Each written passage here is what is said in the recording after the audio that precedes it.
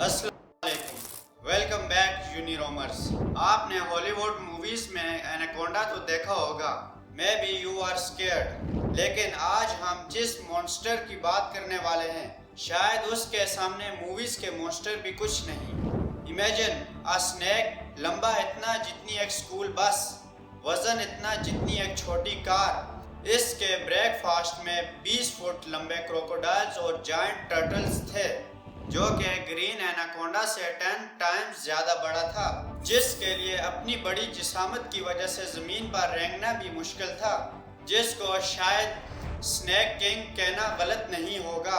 हम बात करने वाले हैं 60 मिलियन साल पहले कोलंबिया के रेन फॉरेस्ट में एक्सटेंट हुए एक स्नेक टाइटेनोबोआ।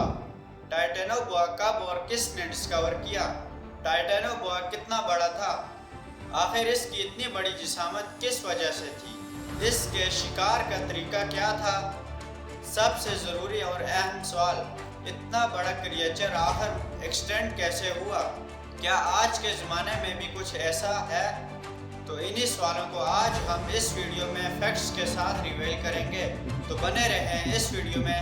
Let's get.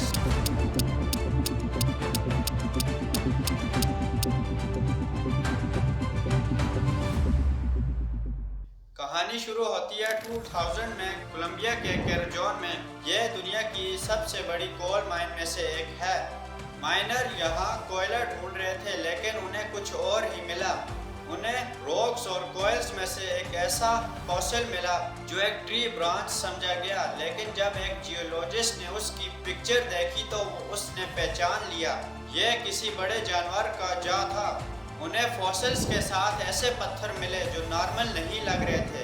जब यूनिवर्सिटी ऑफ फ्लोरिडा और स्मिथसन के साइंटिस्ट ने थोड़ी मैथ्स और मॉडलिंग के जरिए पहचाना तो वो हैरान रह गए। वो एक स्नेक की वर्टिब्रेट थी, यानी सांप की रीढ़ की हड्डी, लेकिन साइज नॉर्मल नहीं था। स्क्रीन पर आप देख सकते हो कि टाइटेनोबोआ की रीढ़ की हड्डी के सामने आज के सबसे बड़े स्नेक ग्रीन एनाकोंडा की रीढ़ की हड्डी कितनी है। इससे आप अंदाज़ा लगा सकते हैं कि टाइटेनोबोआ कितना बड़ा सांप था। सो नेक्स्ट टाइम जंगल में तुम कोई लंबी ब्रांच देखो तो प्लीज़ पहले चेक कर लेना कि कहीं वो हिल तो नहीं रही। फॉसिल्स पर रिसर्च करने के बाद साइंटिस्ट ने टाइटेनोबोआ के साइज का एस्टिमेट लगाया। उनके मुताबिक टाइटेनोबोआ अपने एवरेज एडल्ट साइज में तकरीबन 13 मीटर्स और 42 to 46 फीट तक लंबा था, और उसका वेट 1135 केजी या 1.25 टन तक एस्टिमेटेड है, जिसका मतलब है कि वो एक छोटी कार जितना भारी था।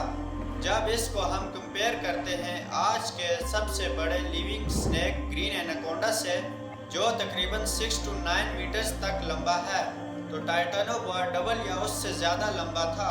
तो आखिर इसकी इतनी बड़ी जिसामत की वजह क्या थी? तो इसका जवाब है नेचर।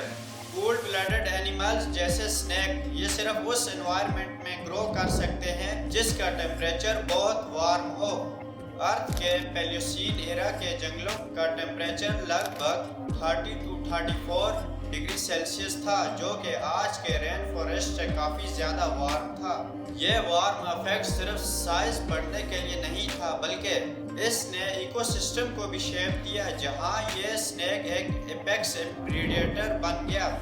टाइटेनोबोआ जहरीला नहीं था, यह कंस्ट्रक्टर था, like an anaconda but on steroids. Titanoboa size में बहुत बड़ा था, जिसकी वजह से वो जमीन पर रेंग कर शिकार नहीं करता था। यह पानी में छुप कर इंतजार करता था, क्योंकि पानी की बॉयंसी फोर्स इसे तैरने में मदद करती थी, और जब कोई टर्टल या क्रोकोडाइल पानी में आता तो इसका स्ट्राइक स्पीड इतना तेज था कि शिकार को पता भी नहीं चलता था कि उसके साथ क्या हुआ। बिल्कुल ऐसे ही जैसे आपकी छाती पर ब्रुकलिन ब्रिज खड़ा कर दिया जाए। तकरीबन 58 मिलियन साल पहले दुनिया का क्लाइमेट बदलने लगा, टेम्परेचर ड्रॉप हो गया। जो गर्म और घने जंगल टाइटेनोबोआ का घर थे वो अब सूखने लगे। इतनी बड़ी बॉडी को एनर्जी देने के लिए ज़्यादा हीट और ज़्यादा खाना चाहिए। जब मौसम ठंडा हुआ तो टाइटेनोबोआ अडॉप्ट नहीं कर सका, और तब से हम उसके फॉसिल्स की वजह से इतने बड़े जायंट की कहानी सुन पाते हैं। اور یہ کہانی صرف ایک ایرا کی اینڈ نہیں بلکہ کلائمیٹ چینج اور ایولیوشن کے بارے میں ایک پاورفل لیسن بھی ہے۔ نیچرز کی مسٹری بہت عجیب اور خوفناک ہیں۔ وی آر لکی کہ آج ہمیں ٹائٹینوبوا سے نہیں لڑنا پڑتا۔ اگر آپ کو یہ میری ویڈیو پسند آئی تو اسے لائک کریں، میرے چینل کو سبسکرائب کریں اور بیل آئیکن دبانا نہ بھولنا۔